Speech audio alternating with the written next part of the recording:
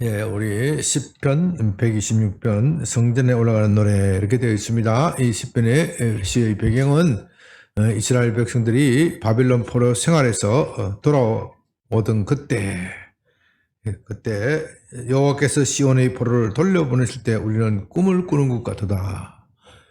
얼마나 포로 생활이 지겹고 잔혹하고 어렵고 비참하고 정말 사람 대접하지 못하고 제대로 먹지 못하고 헐벗었고 자녀들 염려 근심 걱정 집안 염려 근심 걱정에 꽉 차여 있었겠습니까?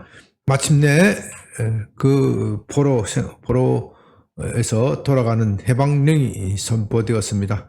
고레스 왕 때 드디어 이스라엘 백성들이 고향으로 돌아가도 좋다. 고향으로 돌아가도 좋다. 예레미야가 예언한 대로 70년 만의 일입니다. 고국을 잃은 지 70년 만의 일이기 때문에 대부분의 사람들은 이스라엘 예루살렘이 어떤 곳인지 한 번도 그 땅을 밟아본 일도 없고 아주 극소수의 노인네들만 아주 젊었을 때 예루살렘에 살았던 그 기억이 날 그때입니다. 정말 이런 일이 있으리라고 해서는 도저히 자기 생에 일어날 것이라고는 도저히 상상도 못했던 그런 일들이 일어났습니다. 혹시 여러분께서도 이런 일을 겪으셨는지 모르겠습니다. 이런 일이 내게 일어나리라. 이제 그런 일이 겪은 적이 있습니까? 정말 기쁜 때가 있었습니까? 정말 어떻게 내게 이런 일이 일어났을까? 그렇게 기쁜 때가 없었어요? 없었어요? 앞으로 있을 거예요. 어떻게 내게 이런 일이 있었을까? 그 기쁜 날이 있어요. 그러나 돌이켜 보면은 인생에 그럴 때가 있습니다. 물론 그것이 오래 가지 않는 것이 문제이죠.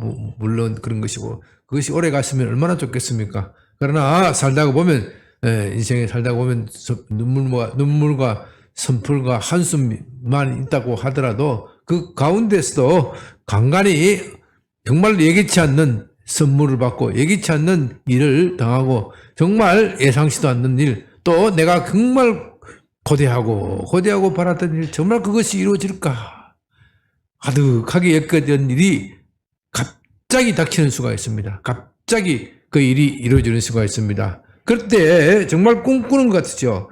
그때 우리 입에는 웃음이 가득하고 우리의 혀에는 찬양이 가득 찼었도다. 정말 그럴 때가 있죠. 인생에 있어서 저도 그렇게 살아가면서 정말 그럴 때가 있었습니다. 정말 어떻게 이런 일이 이루어졌을까. 사법시험에 합격하였을 때 정말 기분이 좋더라고요. 김평숙 씨를 만났을 때.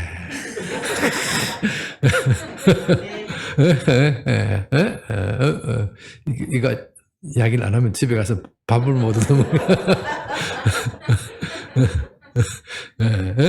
정말 그럴 때가 있어요. 정말 행복할 때, 정말 꿈꾸는 것 같은 그것이 이루어진 그럴 때, 최근에는 내가 재판을 받다가 마침내 억울함이 해명되었을 때, 정말 그날은 지긋지긋한 재판을 3년 6개월 거의 4년 동안 받다가 보니 정말 그날은 올 것 같지가 않아요. 올 것 같지가 않지만 마침내 왔을 때, 아까 우리 젊었을 때 사진을 보니까 7년 전에 얼마나 생생했습니까? 그 생생하던 것이 온갖 풍상을 겪고 나니까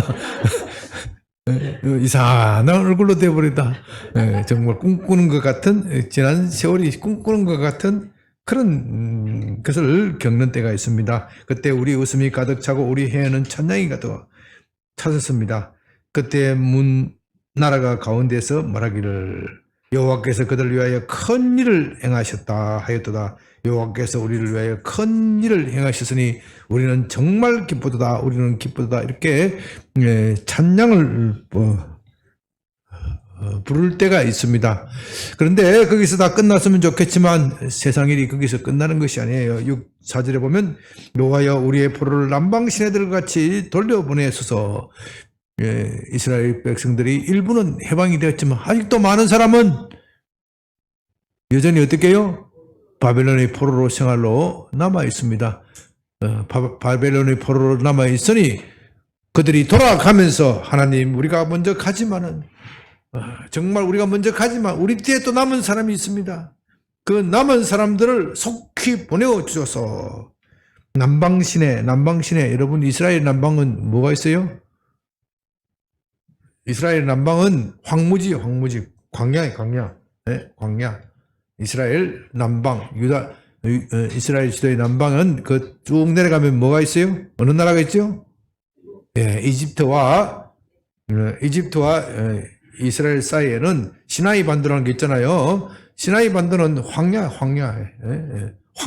유대 남부 지방은 황야. 그런데 그 황야에 가끔 비가 와요. 가끔 비가. 그걸 와디라 그러지, 와디. 강은 강인데 마르지 않아요. 강은 강인데 흐르지 않아요. 비가 와야 흐르는 강. 그걸 와디라 그래, 와디. 그 남방에 비가 쫙 내려서 시내가 이루어지면 어떻게 되냐. 갑자기 그 사막이 풀어진대요. 네? 풀어진대. 그러면서 막 옆에 풀이 나고 막 꽃도 피고 온갖, 정말, 이것이 사막이었는가. 그럴 정도로 온 세상이 달라진다는 겁니다. 바로 그것을 말하면서 정말 우리 인생의 눈으로 볼 때는 이런 이루어질지 않을 것 같지만 하나님의 은혜 담비가 한 번만 내려주시기만 하면은 그 광야 황무한 것이 푸른 초당이 되듯이 하나님 은혜를 다시 내려주셔서 지금 바벨론으로 포로로 남아있는 우리의 형제들, 우리의 부모들, 우리의 자식들 다 해방시켜 주셔서 그 기도를 드리는 겁니다. 또한 5절 6절 눈물을 흘리며 씨를 부르는 자는 기쁨으로 거두리로다. 울며 씨를 부르러 나가는 자는 반드시 기쁨으로 그 곡식단을 가지고 돌아오리로다. 예루살렘으로 돌아와 보니까 형편이 어때요? 우리가 느헤미야서에서 보았잖아요. 예레미야서 포로로 돌아와 봤더니 이게 모든 것이 다 황폐화되어 버렸어요. 그 번성하던 예루살렘 도시가 모든 것이 다 황폐화됐어요. 사람이 살만한 곳이 못 되고 짐승이 사는 거처가 되어 버렸어요. 그러니 얼마나 할 일이 많겠습니까?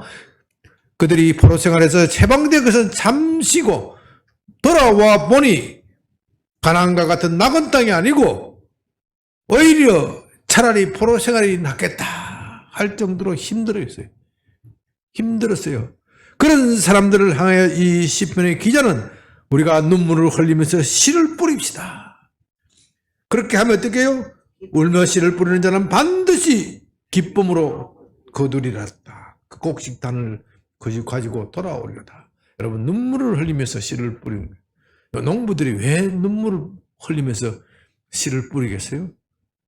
여러분 농사 짓지 않는 사람은 이걸 이해를 못합니다. 아니 곡식을 뿌리면 기쁨으로 곡식을 뿌려야 되지. 왜 눈물로 곡식을 뿌립니까? 이건요 오랜 가뭄 끝에 씨를 뿌리는 것을 말합니다. 오랜 가뭄 끝에 아무리 가물어도 농부는 뭐는 먹지 않아요? 종자씨는 먹지 않아요. 아무리 가물어도 농부는 종자씨를 먹지 않아요. 설마 서로 굶어 죽는 한이 있더라도 자기 종자씨는 뿌리지 않아요. 그러니 그 오랜 가뭄 끝에 씨를 뿌릴 때 금년에 또 씨를 뿌리면 이게 또 가뭄이 또 올지 안 올지도 몰라. 그렇지만 나는 뭐 해야 돼요? 씨를 뿌려야 돼. 그래야 가을에 얼마라도 수확을 거두어 드리는 거예요. 그러니 이 농부는 씨를 뿌리면서 눈물을 흘릴 수밖에 없습니다. 고통의 눈물이에요. 고통의 눈물. 그래도 기대를 가지고 하는 겁니다. 하나님께서 은혜를 주시면 이 땅에 죄로 인하여 수년 동안 기근이 왔지만 우리가 사무엘서나 또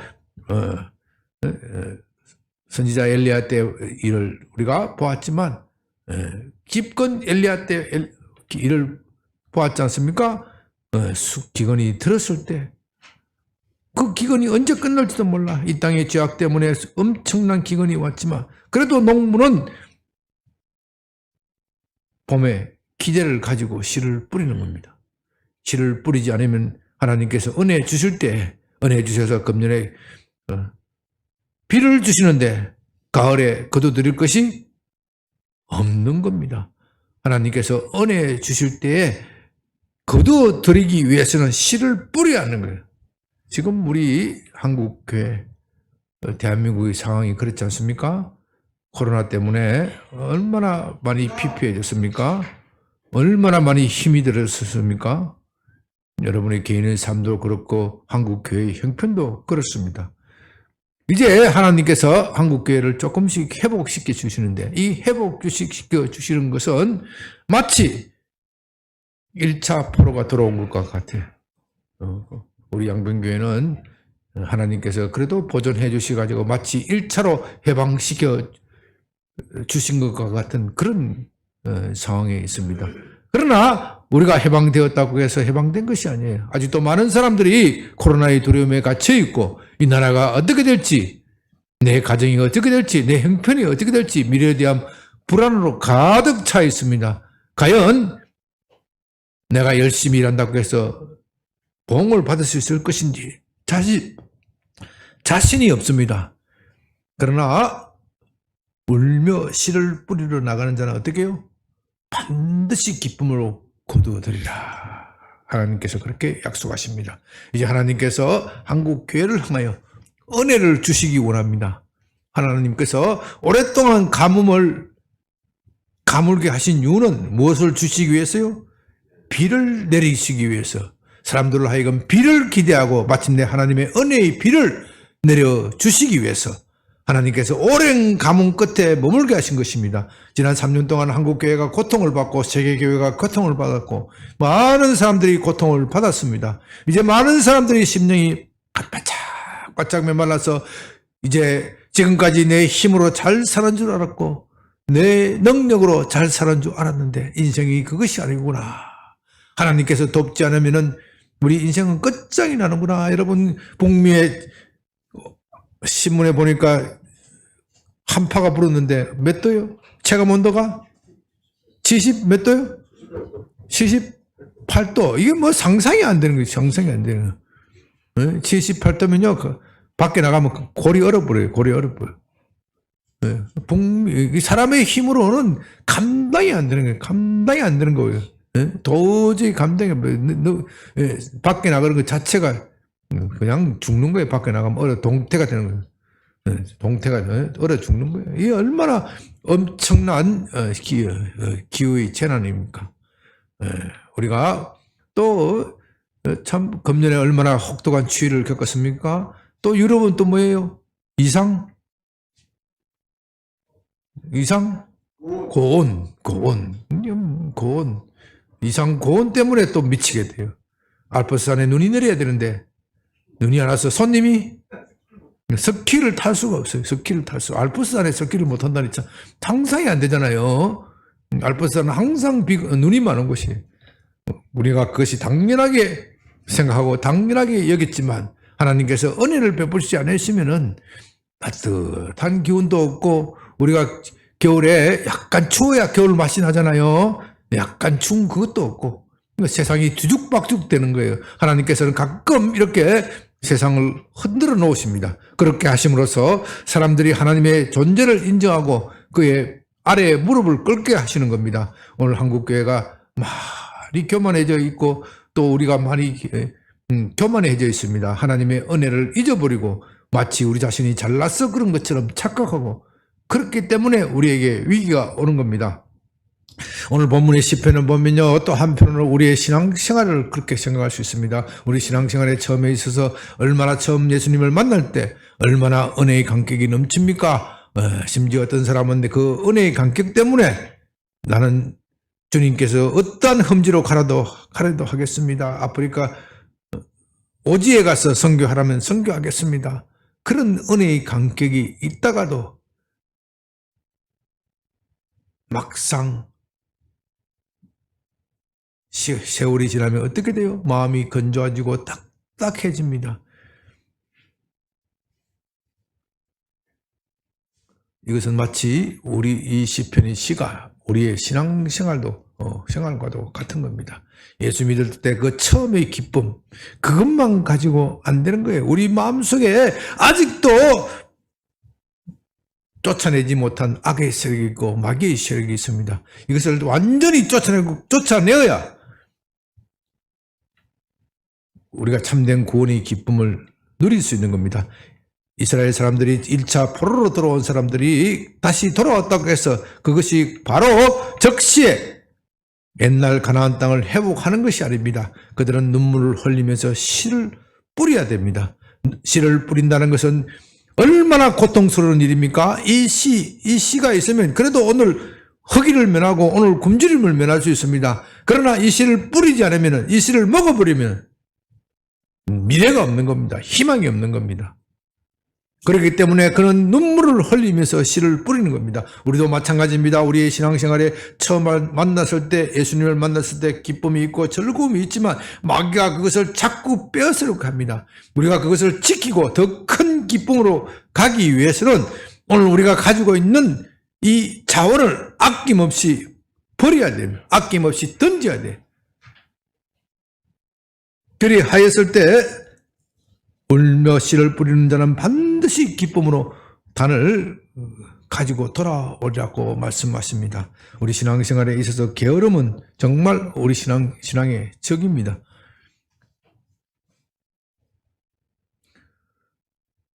사랑하는 여러분, 오늘 본문 시편 이 짧은 구절이지만 우리의 가정을 생각하면서 우리의 교회를 생각하면서 눈물을 흘리면서 씨를 뿌리는 자.